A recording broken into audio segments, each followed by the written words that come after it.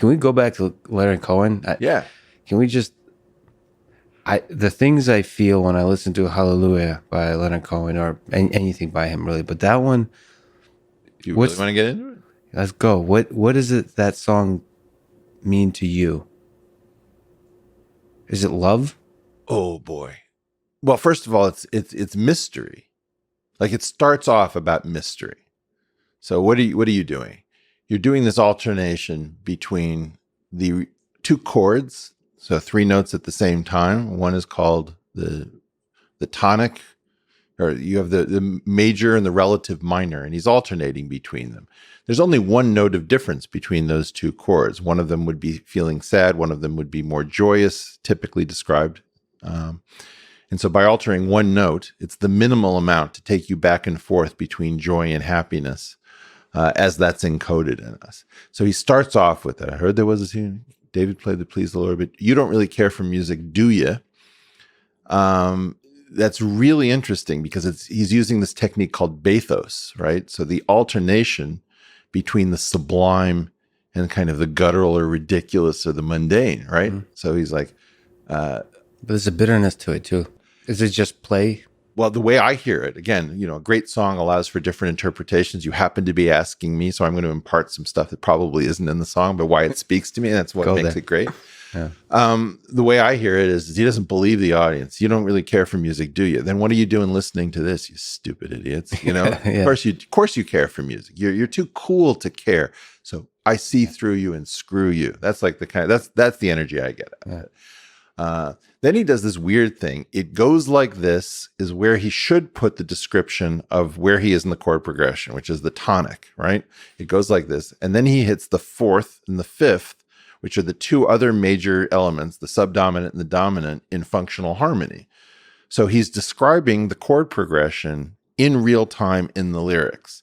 And there's 2 ways this can come about in other songs. Like we had this example of Every Time We Say Goodbye. Do you know the song?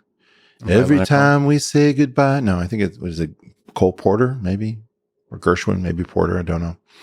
I cry a little. There is no love song finer, but how strange the change from major to minor. Right, like it's beautiful use. Wow. Then there's times when it's duplicitous. So, for example, you'll have. I guess my favorite examples of this are Johnny Cash's Ring of Fire. Mm-hmm. I fell into a burning ring of fire. Then what does he do with the lyrics in the tune? I went down, down, down. He goes up. Yeah. Right? And so the idea is like, oh, okay, that was a head fake. Yeah. Right? And another one of these, is Nina Simone's Feeling Good. Well, okay, so what do you get at? Birds flying high. You know how I feel. And sun up in the sky. You know how I feel. That woman's voice. She doesn't give a damn, and yet she's and I feel it. But then what's the da-dum, da-dum? Yeah.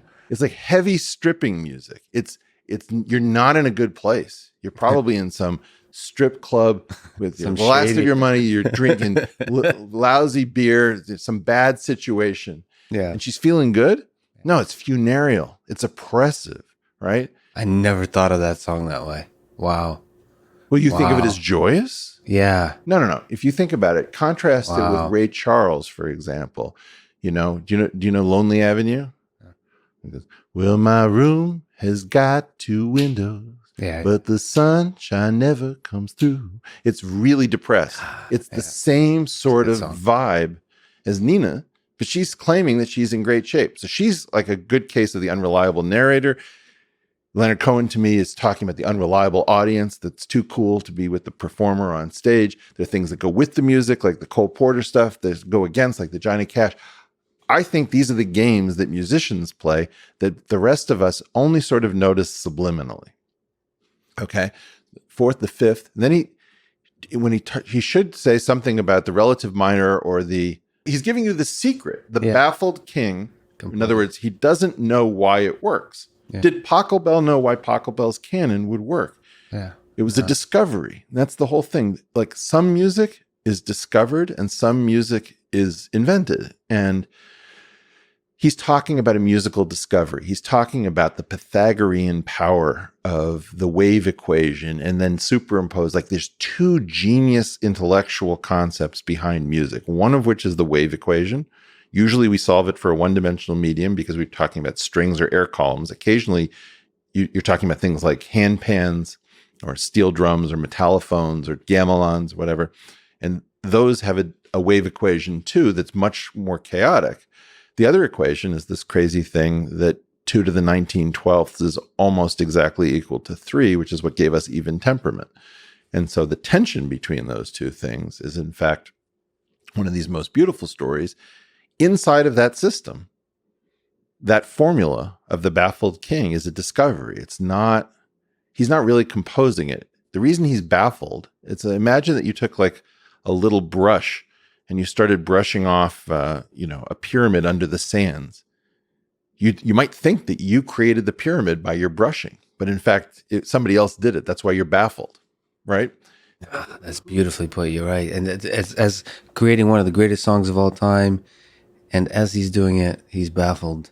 And it's meta. Leonard, he's within the song. And Leonard is baffled, is my contention. But he knows enough to know that he's baffled, right? And so the idea is that he is composing. He has the audacity to compose as David.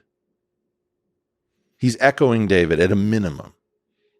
And then in a later song, which I really wish we would discuss, that's totally dystopic, and you will not like it at all, is The Future, which contains this line that I think I used in my episode with Roger Penrose on The Portal. Note the subtle plug. The Portal. Says, I'm the little Jew that wrote the Bible. So there is this way in which Leonard Cohen, I think, is constantly coming to the idea of being a biblical-like scribe. And I think this is one of the great things that, you see Dylan doing this with All Along the Watchtower. You saw Warren Zevon, who we should talk much more about, doing this with a song called I Was in the House When the House Burned Down. Do you know this thing? Mm-mm. No, this is embarrassing. Sweetheart. This is a great day in your life. Warren Zevon is one of the most important songwriters of our time. And he's been largely forgotten by this generation. But, Bob Dylan would sing one of his songs in tribute. I've heard Bob Dylan, very small number of songwriters really move him. Woody Guthrie, Gordon Lightfoot, and Warren Zevon. By the way, Bob Dylan, if you're out there, appear on either one of our podcasts. We need to get your voice into a new medium for a new group. Definitely. This is a time for Bob Dylan, my friend.